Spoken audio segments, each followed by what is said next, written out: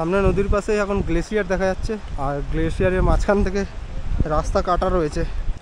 ও দেখো দেখো দেখো ভাই কে আয়া গেছে। ऐसे लेट जा। পঞ্চতরণীর কাছাকাছি চলে এসেছে, কিন্তু এখনো প্রায় 3 কিলোমিটার এখান থেকে আছে। শেষমেশ 1.5 দিনের চড়াই আর প্রায় 32 কিলোমিটার রাস্তা হেঁটে পৌঁছে গেলাম বাবা অমরনাথের গুহায়। এই পেছনে রয়েছে আমার বাবা অমরনাথের গুহা, 3882 মিটার উচ্চতায়, মোটামুটি অর্ধেক এভারেস্টের উচ্চতায়। এই পাহাড়ের ওপর থেকে শুরু করে নিচে পর্যন্ত ওই সাইডে সব ঘোড়া। সকাল 6টা বাজে আর এখন চন্দনবাড়ির একদম বেস ক্যাম্পের গেটে পৌঁছে গেছি। প্রথম দিনের এক্সাইটমেন্টে আমি চন্দনবাড়ি থেকে শুরু করে পোষপত্রী পর্যন্ত হেঁটে চলে গেছিলাম। খুব কষ্ট হয়েছিল, সারাটা দিনও লেগে গেছিলো এবং দিনের শেষে আমার শরীরও খারাপ হয়ে যায়। এবং প্রথম দিনেই আমি পিসু টপ, শেষনাগ ও গণেশ টপকে টপকে আমি এসে পোষপত্রীতে রাত্রে স্টে নিই।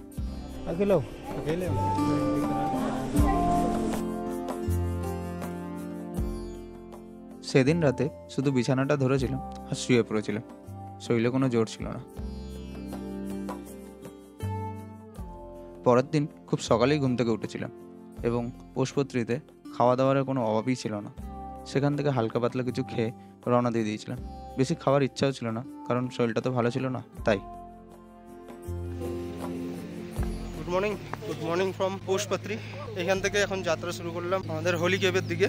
এখন বাজে সকাল 6:30। কাল রাত্রে এখানে ঢোকার পর শুয়েই পড়েছিলাম, কারণ বিশাল পরিমাণে জ্বর এসে গেছিলো। ক্লাইমেটের সাথে হয়তো শরীরটা অ্যাডজাস্ট করতে পারিনি। ওষুধ নিয়েছিলাম, ওষুধ নিয়ে রাত্রিবেলা কিছু খাইনি দাইনি, ঘুমিয়ে পড়েছি।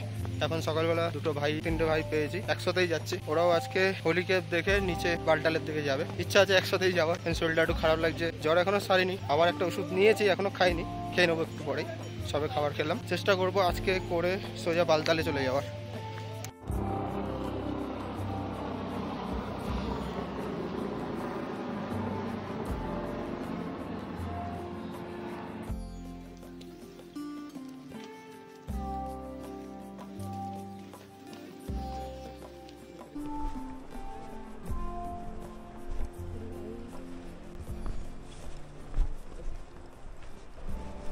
প্রায় 1 কিলোমিটার মতন চলে এসেছি আমাদের পোষপত্রী ক্যাম্প থেকে।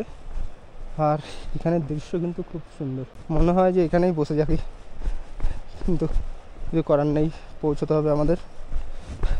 তার মধ্যে আজকেই আবার নিচেও নামতে হবে ভগবানের দর্শন করে। আমি যেই বন্ধুদের সাথে যাচ্ছিলাম তারা এখানে রয়েছে 2জন, আর একজন সামনে চলে গেছে। ভাই আপনার নাম? अजय भाई और आकाश भाई, और एक भाई है जो सामने गया हुआ है, उसका पंकज। वो मतलब रेस में दौड़ रहा है, दोस्त लोगों को छोड़ पीछे हो जाता मैं अगर चलने लग जाए तो नहीं। তো আমরা এই কজন একসাথেই যাচ্ছি, ইচ্ছা আছে বালটাল পর্যন্ত একসাথেই যাওয়ার। পেছনে ভাইয়ের পায়ে একটু ব্যথা লেগেছে, ওই জন্য একটু আস্তে আস্তেই যাচ্ছি। সবার সাথে গিয়ে মজা করতে করতে আনন্দ করতে করতে যাওয়াটাই বেশি বেটার। আর ভাইরা এসেছে জলন্ধর থেকে, যারা নিজেদের মানে হ্যাঁ होटल है। few words about our Farli. फल्ली, इसका नाम फल्ली है? Yes. बहुत बढ़िया है। हाँ। फ्रेंडली है? नहीं ये पेट है। अच्छा हाँ बहुत बढ़िया। इसको इतना मारा क्यों? वो मारा नहीं है, ये इसको मजबूत करने के लिए सब किया। निशान? हाँ। अच्छा बहुत कहाँ से बढ़िया। आप? कोलकाता। कोलकाता। এটা ভালো লাগছে। ভালো লাগছে। चलेंगे यार, पैदल ही चलेंगे। এখনো গুফা 10 কিলোমিটার উপরে আর 4 কিলোমিটার পঞ্চতরণী। আমার সাথে এই ভাইরা রয়েছে।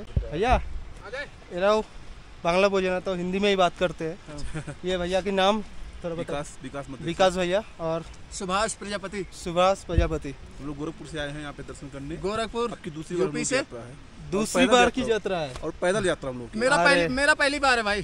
मेरा भी पहला है, दूसरी बार, लेकिन पैदल यात्रा, घोड़ा नहीं, कहीं से घोड़ा नहीं करते हम लोग। एक बात मैं वीडियो में बोलना चाहूँगा, भैया बुरा मत मानिएगा। हाँ।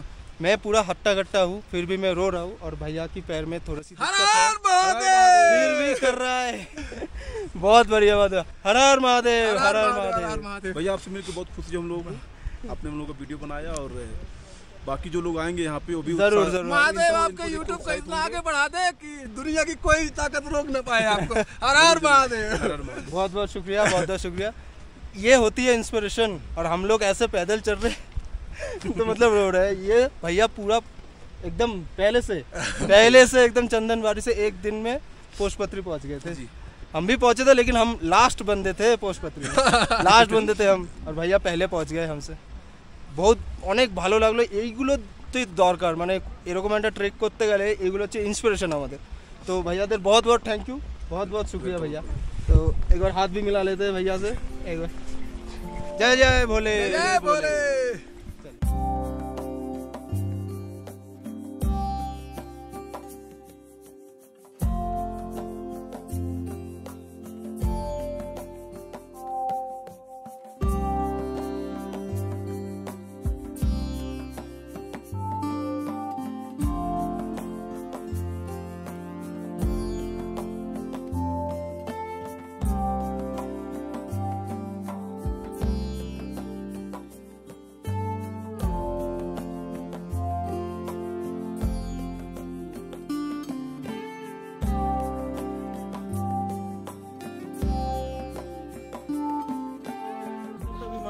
এখান থেকে পঞ্চতরণী দেখা যাচ্ছে। এই যে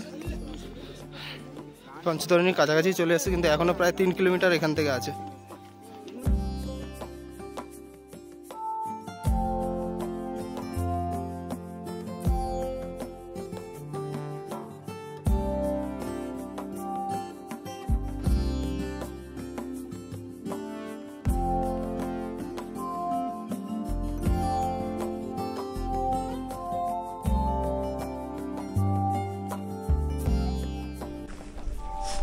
পঞ্চতরণীর ভ্যালিতে পৌঁছে গেছি।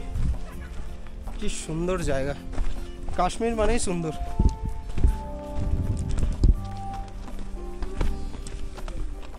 মানে এরকম জায়গায় বসে থাকতে থাকতে কখন যে সময় চলে যাবে, ঘন্টার পর ঘন্টা কেটে যাবে ঠিক নেই। পঞ্চতরণী যাওয়ার জন্য ওই একটু ওপরে উঠতে হবে আবার। কত লোক অলরেডি বসে আছে, সময় কাটাচ্ছে।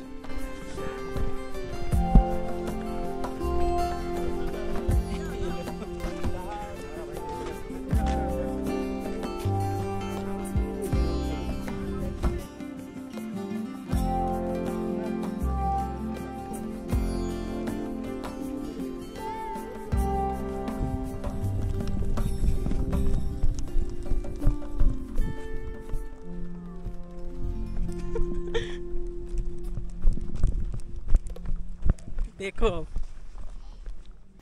বাবার মন্দির দর্শনের সাথে সাথে ঘুরতেও এসেছি, সে কারণে টাইম অনেক চলে যাচ্ছে। সকাল 9টা বাজে, এখনো পঞ্চতরণীর যে বেস ক্যাম্প সেখানেও ঢুকতে পারিনি। সামনেই রয়েছে, এই যেখানে দেখা যাচ্ছে, কিন্তু ওখানে ঢুকতে পারিনি। তার আগে ভ্যালির মতন এখানে করা রয়েছে না, এখানে দৌড়াদৌড়ি করে নিলাম কিছুক্ষণ।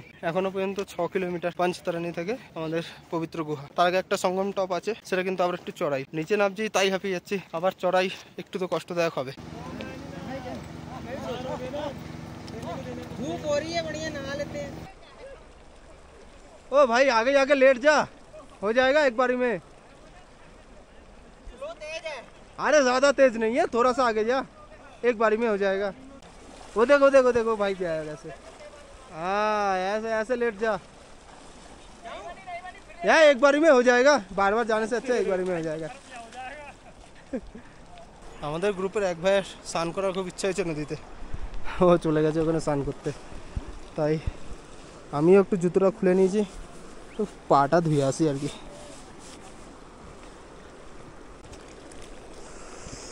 এ বাপরে বাপ, অনেক ঠান্ডা অনেক ঠান্ডা। স্নান করা তো দূরের কথা, আমি পায়ে জল লাগাতে পারছি না। কী আর স্নান করছে কে জানে, পালাও ভাই, দরকার নেই। এমনি রাত্রিবেলা শরীর খারাপ হয়েছিল, আনন্দ করতে গিয়ে শরীর খারাপ করে আর কোনো লাভ নেই। এখানে মস্তি করতে করতে আধা ঘন্টা কেটে গেল, এবার আবার রওনা দিলাম। এখনো 1 কিলোমিটার পঞ্চতরণী, কী যে করছি কে জানে, টাইমের কোনো খেয়াল রাখছি না। যাই হোক, এবার সোজা পঞ্চতরণীই যাবো, আর কোথাও দাঁড়াবো না। এই সামনে চলে এসেছি এখন পঞ্চতরণীর এন্ট্রি পয়েন্টে। এই সামনে থেকে এন্ট্রি করতে হবে। একটুখানি চড়াই ছিল, একটুখানি 50 মিটারের মতন, তাতেই হাঁপিয়ে গেছি।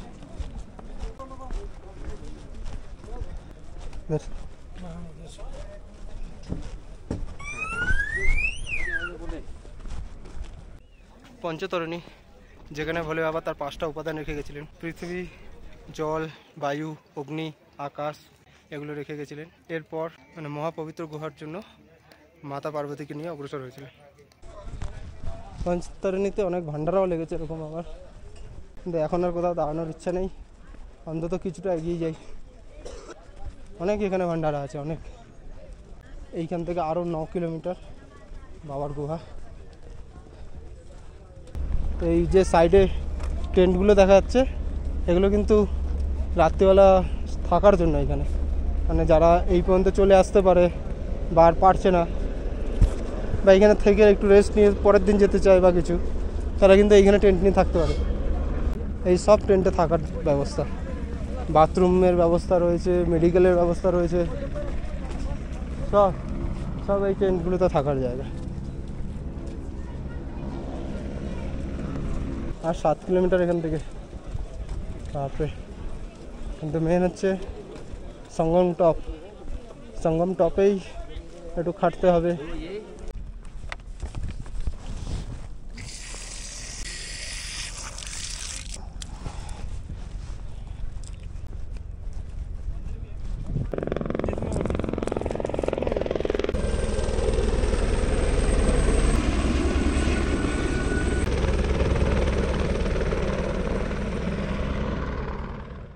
এই আমার বাদিকে হচ্ছে হেলিপ্যাড। পেহেলগাম থেকে আসুন কি বালটাল থেকে হেলিকপ্টার এই পর্যন্তই আসবে। এর পরের কিন্তু রাস্তাটা হেঁটেই যেতে হবে নিজেকে। বাবার দর্শন করার জন্য একটু তো চলতেই হবে।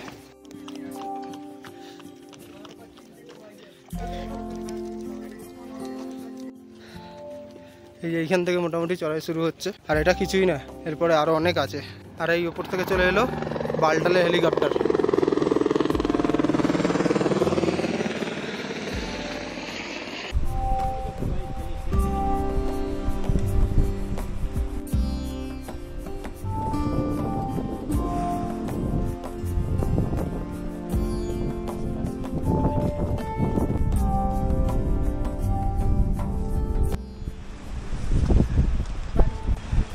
সামনে নদীর পাশে এখন গ্লেসিয়ার দেখা যাচ্ছে, আর গ্লেসিয়ারের মাঝখান থেকে রাস্তা কাটা রয়েছে, ওখান থেকেই যাচ্ছে। এবং এখান থেকে যা দেখতে পাচ্ছি কাদাও কিন্তু অনেক।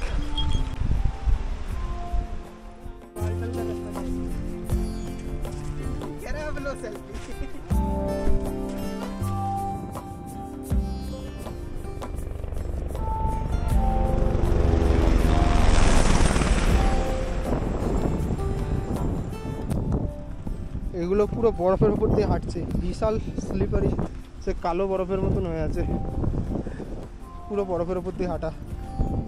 ওই সাইডে কাদা, ওই সাইডে না গিয়ে এখান দিয়ে এলাম।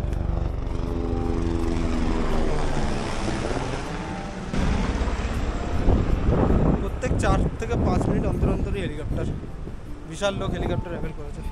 অ্যাটলিস্ট তাদেরকে থ্যাংক ইউ যারা ঘোড়া অ্যাভেল করেনি, ঘোড়াগুলোকে বেচারাগুলোকে কষ্ট দিয়ে কোনো লাভ নেই।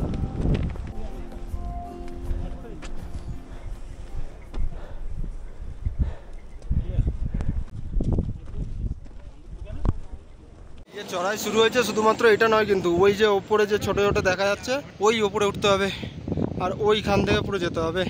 এই যে চড়াই, আর এইখানে দেখতে গেলে এই ওপরের দিয়ে চড়াই আছে। যতটা ভাবা তার থেকে অনেক বেশি, ভেবেছিলাম অত বেশি চড়াই হবে না, কিন্তু তার থেকেও বেশি। এই রাস্তা, এখান দিয়ে এসে জিগজ্যাগ হয়ে এখান দিয়ে এলাম, আবার এরকম উপরে যাবে, গিয়ে একদম এই টপে যাবে। ওই যে লোক আসছে ওই টপে যাবে। হালত পুরো খারাপ। আর এই পেছনে যে এই জায়গাটা দেখা যাচ্ছে, ওটা ক্রস করে তারপরে বাবার গুফা আসবে। অনেক রাস্তা।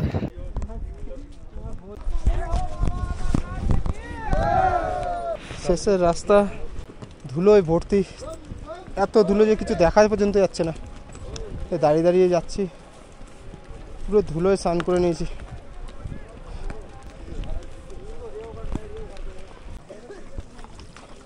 এই পাহাড় থেকে আসা জলই খেয়ে নেবো একটু।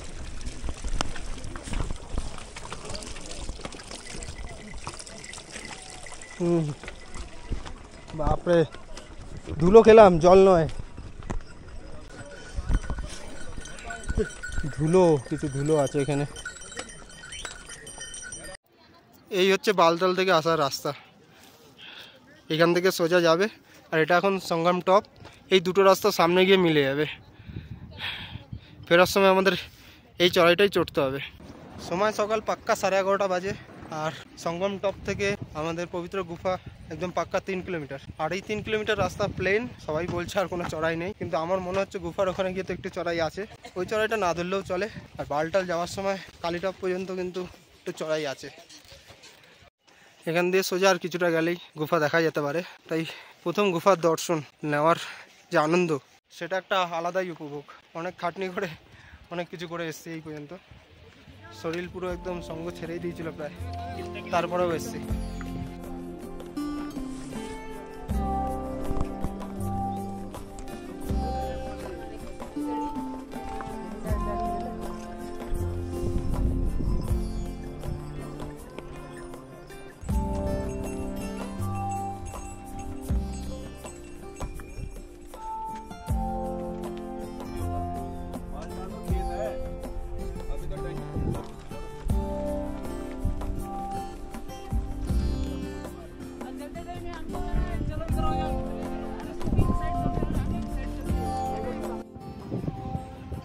এই যে দেখা যাচ্ছে বাবার গুফা, এই যে বাবার পবিত্র গুফা, এখান থেকে দেখা যাচ্ছে। 3 কিলোমিটার রাস্তা আছে। আর এইটা হচ্ছে বাবার গুফা। ওই যে পবিত্র জয়।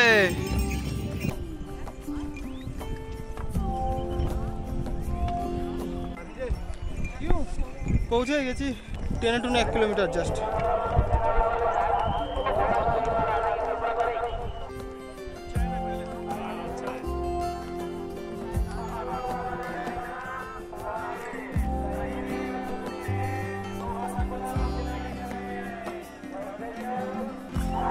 এখন যে জায়গাটা আছি শুধু ঘোড়া আর ঘোড়া, রাস্তা বোঝা যাচ্ছে না যে কোথা দিয়ে যাবো। শুধু ঘোড়া, হাজার হাজার শুধু ঘোড়া, পুরো ঘোড়ায় ভর্তি। এই পাহাড়ের ওপর থেকে শুরু করে নিচে পর্যন্ত ওই সাইডে সব ঘোড়া।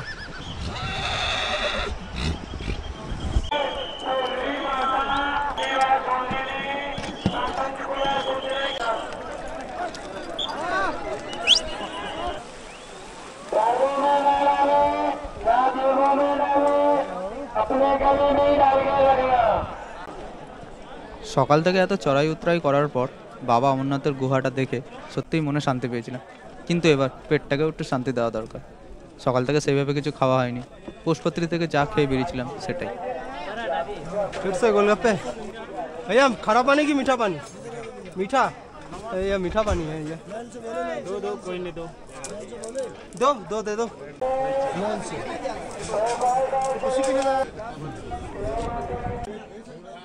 খিদে মেটানোর জন্য নয়, মনটাকে শান্তি দেওয়ার জন্য।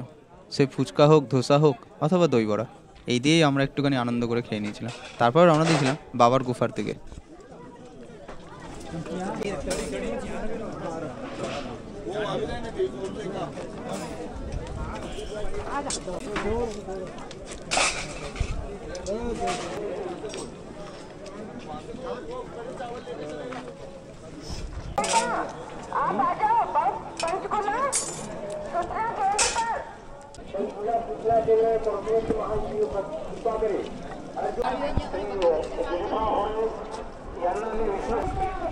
শেষমেশ প্রায় কাছাকাছি পৌঁছে গেছি বাবা অমরনাথ গুফার। 3882 মিটার উচ্চতায়, মোটামুটি অর্ধেক এভারেস্টের উচ্চতায় পৌঁছে গেছি অমরনাথ গুফায়।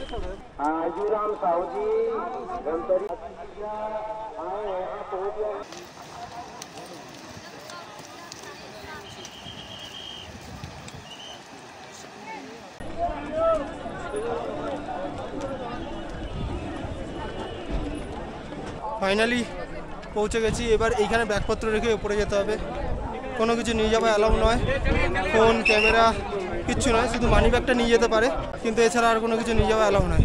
ভোলে বাবার মহান ও পবিত্র গুহা ঠিক আমার সামনে।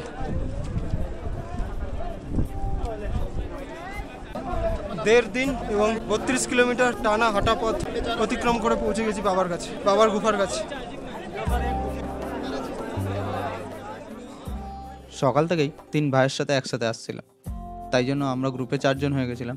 আর এখানে আসার পর ব্যাগ রাখার জন্য 50 টাকা করে দিতে হতো পার ব্যাগ হিসাবে। কিন্তু আমরা কি করলাম, দুজন দুজন করে উপরে চলে গেলাম। আমার ব্যাগটা এই 3 ভাইয়ের মধ্যে 2জন দেখছিল, আর একজনের সাথে আমি উপরে গেছিলাম, এবং আমি আর সেই ভাইটা যখন নিচে ছিলাম তখন বাকি 2জন উপরে গিয়ে বাবার দর্শন করে এসেছে। এইভাবে আমরা দুজন দুজন করে ভগবানের দর্শন করে এসেছি।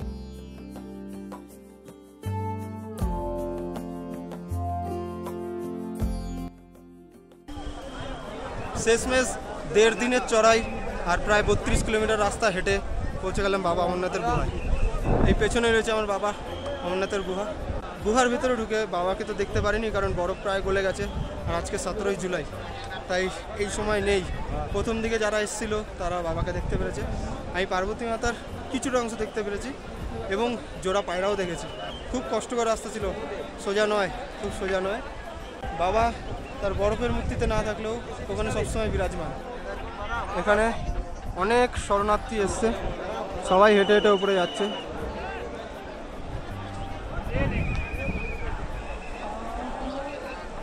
কোনো রকম ফোন ক্যামেরা কোনো কিছু অ্যালাউ নেই এই পয়েন্টটার পর থেকে। এটা হচ্ছে মেন গেট, এখান থেকে সিঁড়ি শুরু হয়ে যায়, পুরো ওপর পর্যন্ত যায়। সেখানে কোনো রকম ফোন ক্যামেরা কিছু অ্যালাউ নেই, সে কারণে ভেতরে দেখানো খুবই মুশকিল। এইখান থেকে যতটা পারছি ততটাই দেখিয়ে দিচ্ছি, এছাড়া আর দেখানো আমার পক্ষে সম্ভব নয়। জয় বাবা বরফানি, জয় বাবা অমরনাথ।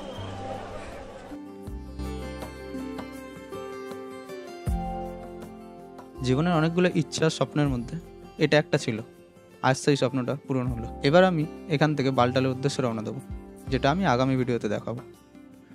বাবা অমরনাথের দর্শন সবার জীবনেই একটা ইচ্ছা থাকে, আমি তো কমপ্লিট করে ফেললাম, এবার আপনাদের পালা।